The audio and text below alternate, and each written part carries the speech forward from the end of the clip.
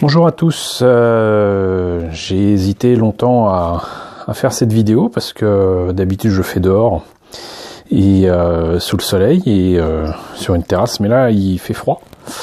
Il commence à faire sombre à cause du passage à l'heure d'hiver.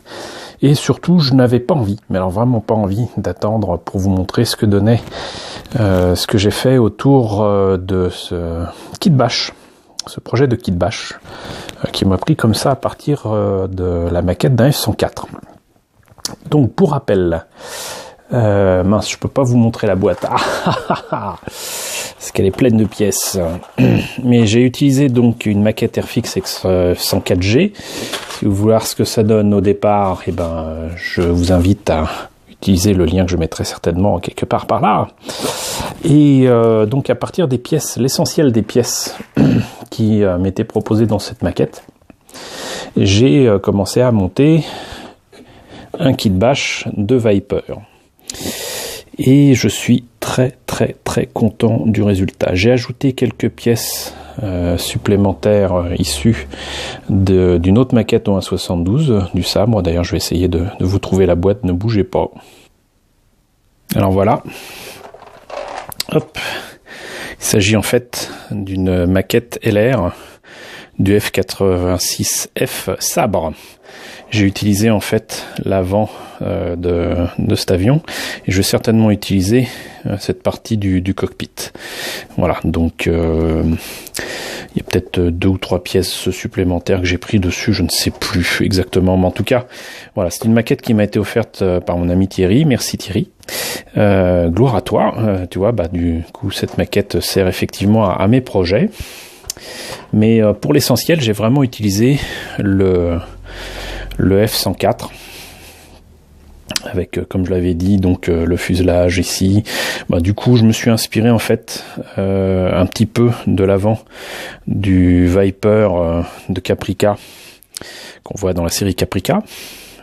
Pour les entrées d'air, j'ai effectivement utilisé la partie arrière du F104, à savoir la tuyère ici. Là, par contre, j'ai utilisé quelques pièces dont je ne connais pas l'origine, peut-être un hélicoptère ou un autre avion, je ne sais pas.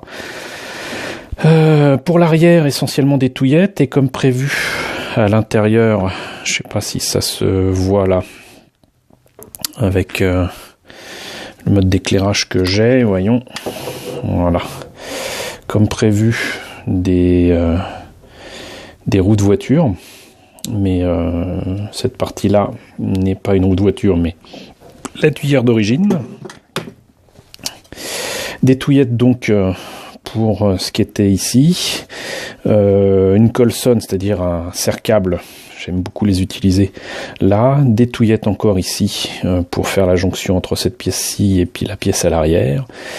Qu'est-ce que j'ai fait? J'ai rajouté des profilés plastiques au départ en U, puis en L pour affiner les détails de l'arrière.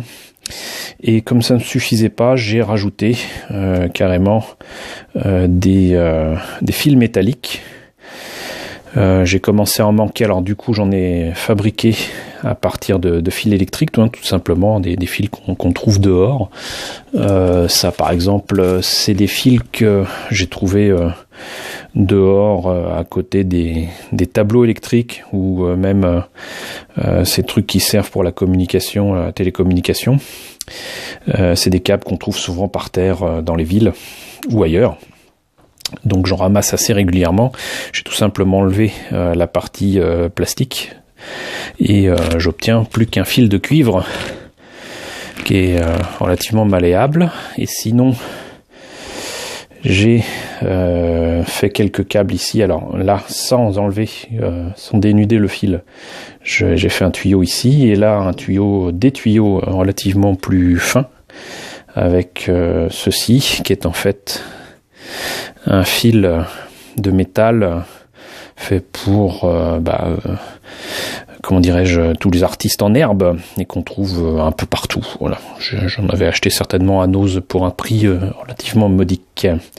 Bien évidemment, j'ai collé tout ça avec non pas de la colle à maquette, mais en tout cas pour tout ce qui n'était pas plastique, j'ai utilisé ma très chère colle 21. Alors si je pouvais éviter de bouger tout ça, ça serait bien. Hop, un nouveau trépied, donc du coup je découvre un petit peu en même temps. Voilà, donc tout ce qui était à lier en colle et qui n'était pas plastique, j'utilise bien évidemment de la cyano, et la meilleure cyano que je connaisse, c'est la colle 21. Voilà.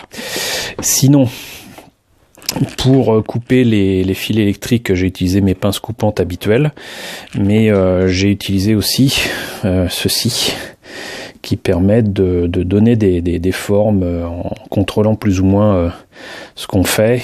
On peut faire quand même des petites formes sympathiques et éviter de faire ça au doigt. C'est toujours faisable, hein, mais c'est pas forcément conseillé. Donc voilà. Que vous dire de plus? Donc les fameuses touillettes à café que j'utilise, c'est celle-ci, mais ça aurait pu être par exemple celle-ci ou celle-ci. Ce qu'il faut bien comprendre, c'est que par contre ces touillettes n'ont pas forcément tous la même forme. Donc je me suis arrangé, puisque je manquais de touillettes identiques. Celles-ci semblent identiques mais ne le sont pas.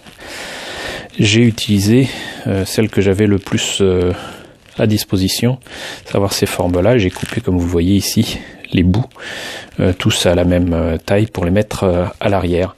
Au départ, je voulais utiliser ce genre de bouchon de pomme-pote, mais le problème, c'est que de tailler dans le lard ici, il m'aurait donné quelque chose de forcément comment dirais-je, pas terrible, et donc j'ai finalement opté pour l'option touillette, puisque j'aime bien les touillettes. Et puis j'avais aussi éventuellement des bouchons de tube dentifrice, mais ça n'était pas disponible.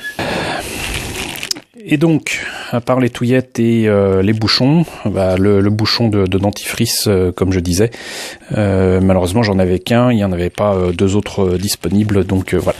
Et sinon, donc les serre-câbles, si vous voyez pas trop ce que c'est, il s'agit en fait de ce genre de choses qu'on trouve souvent dehors à différentes tailles. Là il y en a un très gros, là il y en a un plus petit, il y en a des noirs, il y en a des blancs transparents.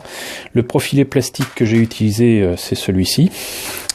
Et je ne l'ai pas montré, ah oui c'est vrai, j'ai montré quand même, je vais essayer de vous montrer ça, pas super visible, mais j'ai mis des grilles dans les entrées d'air et j'ai utilisé en fait des filtres que vous avez dans tous vos robinets, et quand vous ouvrez ce genre de choses, sachez que vous avez au moins, que je vous dise pas de bêtises, au moins 4 ou 5 grilles. Bon, celle-là était la plus grande et la plus grosse, mais ils en avaient 4 ou 5 en métal et une en plastique que j'ai dû garder quelque part. Je ne la trouve pas. Si, là, voilà. Je pense que c'est ça. Non, c'est pas ça. Oups. Donc, les grilles métalliques en voici. Vous avez des grilles en plastique à l'intérieur, et c'est quand même toujours pratique à utiliser. Et sinon, pour les armes, j'ai utilisé, je crois, des éléments électriques qui servent à relier des fils entre eux. Et ça, c'est des pièces que j'ai récupérées sur des briquets. Est-ce que j'arrive à... Voilà, et ah oui, j'oubliais, il y avait quelques câbles ici avec des formes assez particulières. Voici, qui sont, je crois, des plombs. On appelle ça des plombs, qui servent à mettre sur des objets pour montrer si ça a été ouvert ou non. Voilà, donc c'est l'avancement un petit peu de ce kit bash Viper. J'espère que cette présentation vous a plu, et j'espère que ça rendra correctement à l'image avec cette lumière artificielle que j'ai allumée exprès pour faire cet essai. Voilà, écoutez, à très vite pour la suite de ce montage qui se fait pour l'instant assez facilement.